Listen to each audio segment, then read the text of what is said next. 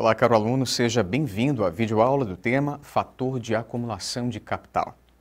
Ao final de seus estudos, esperamos que você compreenda o que é fator de acumulação de capital e entenda os cálculos e a tabela do fator de acumulação de capital. Vamos lá?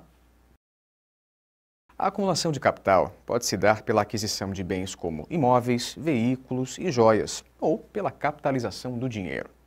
O que importa é que o montante investido sempre tem o propósito de gerar mais dinheiro para o investidor. É o que chamamos de retorno do investimento.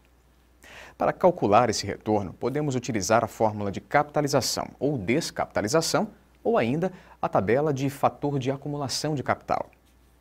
O fator de acumulação de capital é utilizado quando não há ocorrência de prestações, também chamadas de parcelas ou termos, e pode ser aplicado tanto para um investimento financeiro quanto para um empréstimo.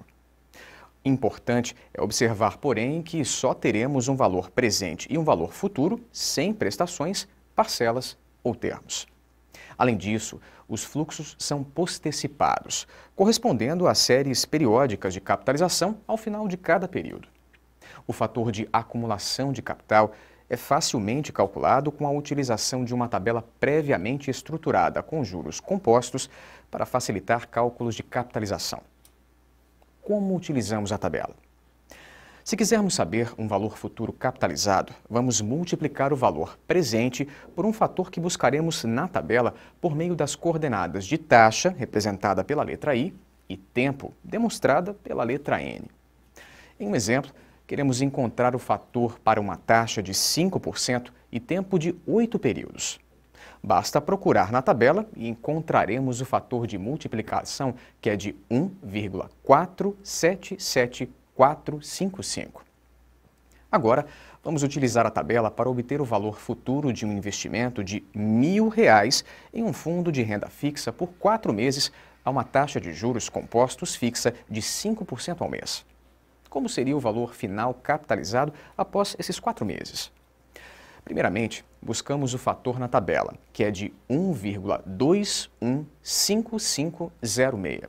Depois, basta multiplicar o capital investido pelo fator, ou seja, 1.000 multiplicado por 1,215506, que é igual a R$ 1.215,51. Quando falamos em taxa e período, lembre-se de que ambos precisam estar na mesma base. Nunca trabalhe com taxa em ano e tempo em meses, por exemplo. É preciso converter o tempo para a mesma base da taxa ou a taxa para a mesma base do tempo.